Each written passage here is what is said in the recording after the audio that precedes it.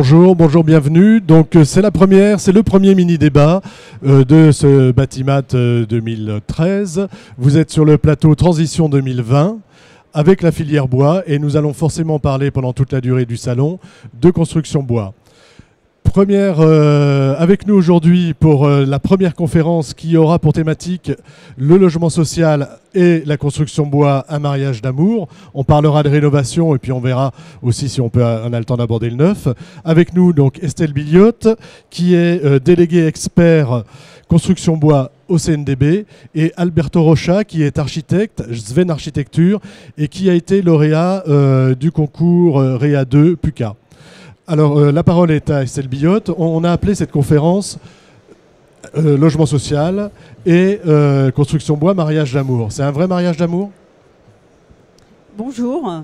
Oui, en effet, le logement social, donc c'est avant tout du logement collectif, des maisons d'habitat groupé, où la construction bois est tout à fait appropriée et amène des solutions techniques performantes, innovantes, pour répondre aux enjeux aujourd'hui de la thermique, de l'acoustique.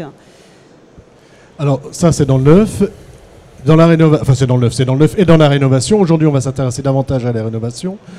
Quelles questions, est-ce qu'il y a des techniques qui existent? Comment ça se passe si je veux rénover, moi, maître d'ouvrage social, un bâtiment avec des solutions bois? Qu'est-ce que j'ai comme solution qui s'offre à moi?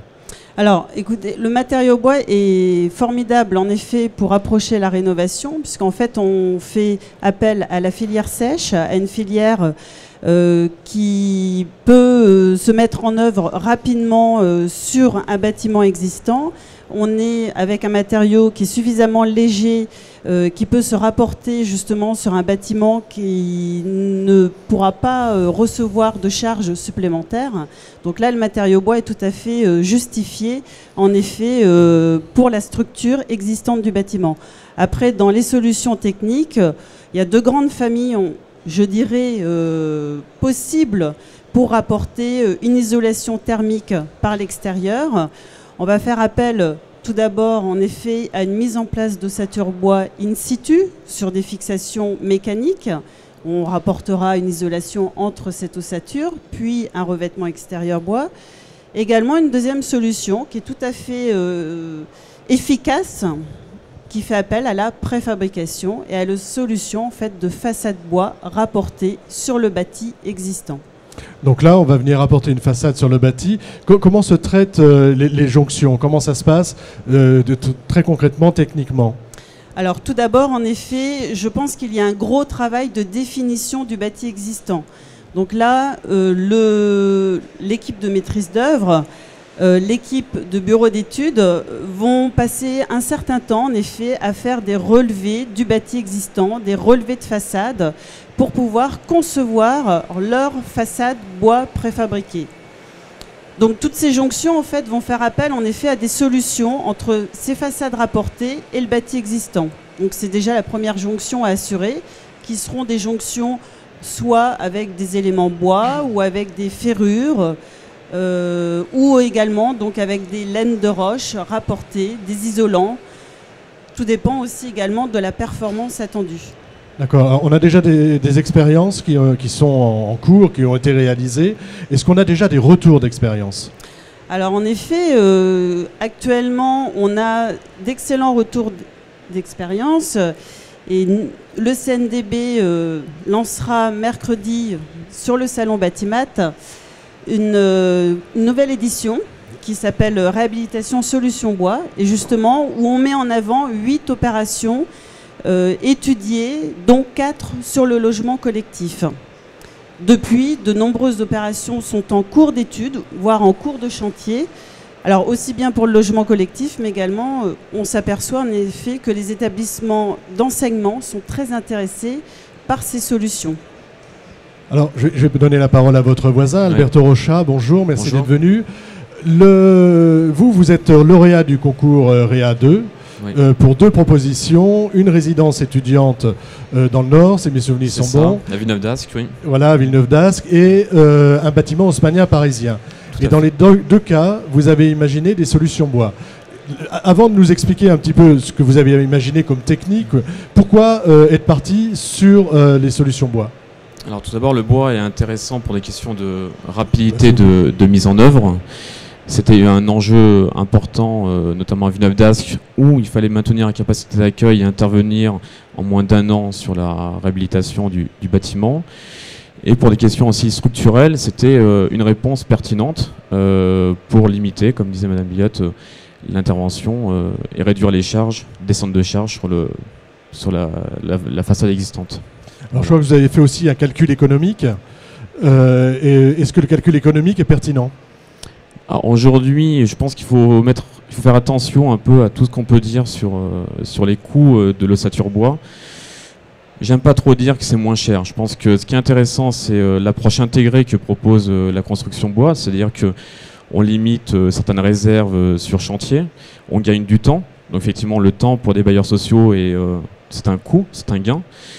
Après, ce qui est compliqué aujourd'hui, je pense, c'est la coordination entre les entreprises. En fait, on remet en question l'approche en fait, sur un chantier entre des entreprises de grosses œuvres et l'entreprise de construction bois. Mais d'un point de vue économique, effectivement, on se retrouve au même prix qu'une construction béton en fait. Est-ce que c'est des opérations, bon, je sais que les logements sociaux, enfin l'USH par exemple, s'intéresse beaucoup aux opérations de conception-réalisation. Est-ce que c'est des opérations qu'il vaut mieux prévoir comme ceci, de votre point de vue, ou avec des macro-lots? Avec des macro-lots, je pense que pour l'avoir expérimenté notamment sur les maisons individuelles, il est plus intéressant de travailler en macro-lot où effectivement le clos couvert est confié à l'entreprise bois.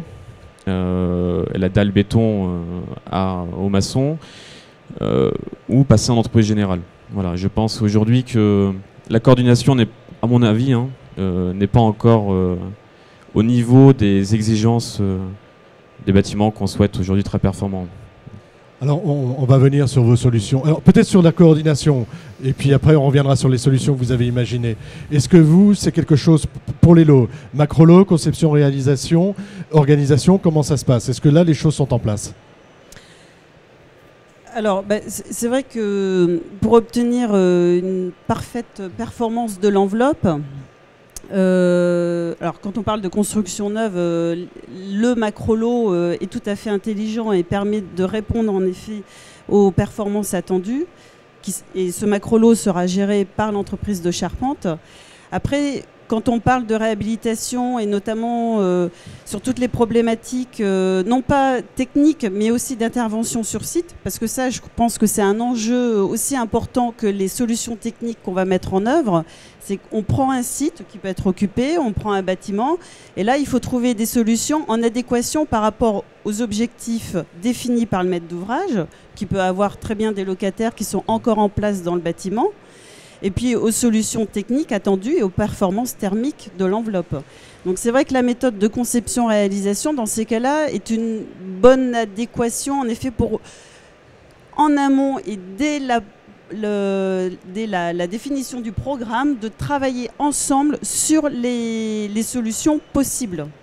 Parce qu'il y a les solutions techniques, il y a les solutions d'intervention sur site, toutes les interventions aussi avec les autres corps de métier, avec la gestion des locataires qui peuvent rester en place.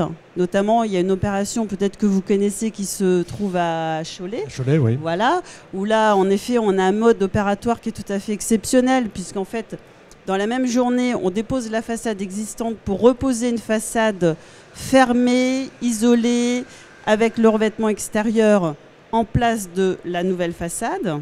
Enfin, en place, mais un petit peu en retrait, ce qui aussi permet de gagner quelques mètres carrés de surface complémentaire par logement. Alors ça aussi, si on parle de coût global, c'est absolument pas négligeable pour le maître d'ouvrage de faire bénéficier d'un peu plus de mètres carrés aux locataires. Voilà, donc c'est vrai que ce schéma de conception-réalisation, parfois, peut être judicieux, surtout en réhabilitation. Alberto, on va passer à vos solutions, à vous. Qu'est-ce que vous avez imaginé? Si on commence par Paris, parce que c'est quand même impressionnant. Donc, je vous écoute sur Paris. Comment vous avez vu les choses pour un bâtiment haussmannien, oui, transformé en logement social, oui, en logements sociaux. Et qu'est-ce que vous avez imaginé? Alors tout d'abord, en fait, c'était c'est la question de la densification sur Paris et la question du financement aussi du logement social, de la réhabilitation, où là en fait on a proposé une surélévation en ossature bois pour du privé qui permettrait par nos reventes de financer la réhabilitation du bâtiment haussmannien. Là on a travaillé donc avec l'entreprise Brésillon sur des planchers en panneaux massifs type KLH. Et puis après des façades en ossature apportée. Voilà. Donc l'intérêt c'était que pour des questions d'accessibilité et de cantonnement, on ne pouvait pas en fait avoir beaucoup de place. Donc l'ossature bois pour des questions de rapidité de mise en œuvre, ça était intéressant pour ce projet-là. Un immeuble haussmannien est capable de recevoir du poids, même si le bois est léger. J'imagine que ça pèse quand même. Est-ce que vous prévoyez des choses au niveau des fondations ou pas du tout? Alors en fait, l'épaisseur de la maçonnerie existante permettait de reprendre la charge, mais qu'on a limité à un niveau, en fait, un seul niveau sur le dernier étage. Mais aujourd'hui, effectivement, on a encore quelques petites études structurelles à faire sur ce projet-là. Ouais. Alors, après ces habitations que vous avez imaginé autre chose qui viendrait par-dessus?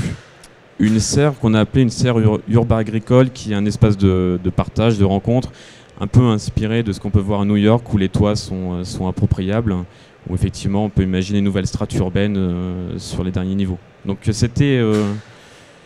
voilà, c'est dans le cadre du Grand Paris. Celui-ci, c'était vraiment de l'ordre du discours. Voilà, il faut... D'accord. Mais là aussi, sur les dessins que j'ai vus, c'est du bois. C'est du bois, tout à fait. Alors, on part dans le Nord, à résidence Bachelard. Qu'est-ce que, là, vous avez imaginé pour cette résidence étudiante? Est-ce que vous voulez nous, rapidement, parce que le temps commence à nous être compté, donc résidence Bachelard à Villeneuve-d'Ascq. Donc là, effectivement, comme on disait tout à l'heure, pour des questions de précision, c'est qu'on est sur des bâtiments des années 70 qui sont assez répétitifs dans le cadre du logement étudiant, notamment à Villeneuve-d'Ascq, un modèle qu'on retrouve sur plusieurs résidences. Et pour des questions en fait, de précision et on a travaillé en conceptualisation avec l'entreprise pour effectivement faire des relevés assez précis et permettre d'avoir une coordination parfaite sur la réhabilitation. Après, pour des questions de rapidité, encore une fois, l'ossature bois s'avérait intéressant. Donc on a proposé 2 niveaux de surélévation, qui étaient le maximum, parce qu'on a étudié, on est en zone sismique, donc effectivement l'ossature bois était beaucoup plus pertinent que de rapporter 2 niveaux en maçonnerie. Et l'objectif était de maintenir la capacité d'accueil et d'intervenir en site occupé, puisqu'on a travaillé sur des éléments rapportés en façade qui permettaient d'intervenir aussi en site occupé. Voilà. D'accord, donc que de la préfabrication, éléments rapportés en façade. Que de la préfabrication, tout à fait. Oui. Pareil, une intervention rapide.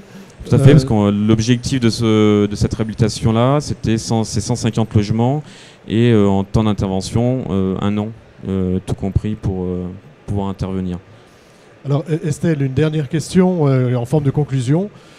Comment dire, HLM, construction bois, rénovation bois, un mariage d'amour. C'était la thématique de notre premier mini-débat. Est-ce que c'est une réalité? Est-ce que vous sentez est-ce que vous sentez le marché en fait? Est-ce que vous sentez que les bailleurs sociaux viennent vers la construction bois?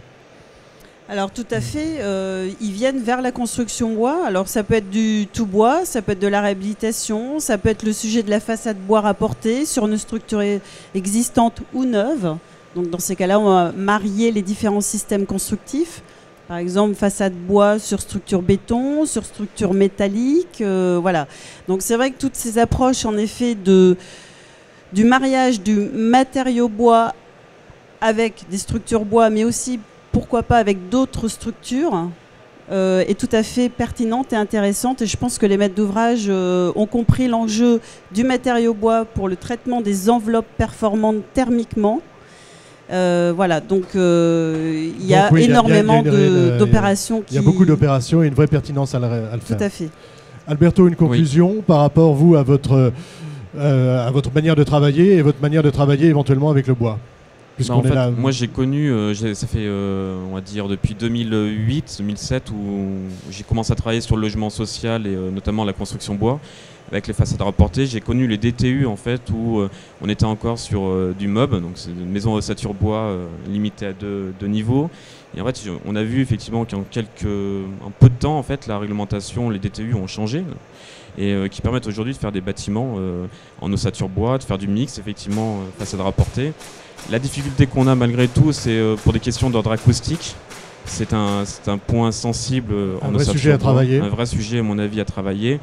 Et aussi, c'est par rapport aux intempéries. C'est que quand on est en préfabrication, il faut une coordination parfaite pour éviter des dégâts que j'ai pu connaître sur un chantier notamment, où effectivement l'isolation peut en pâtir.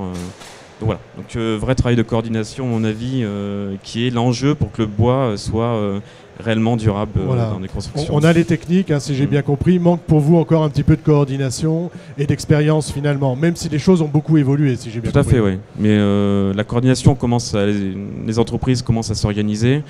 On voit des grands groupes industriels préfabriqués, on voit que la filière s'organise, on voit que les charpentiers passent à l'industrialisation. Il y a une vraie filière en plein développement.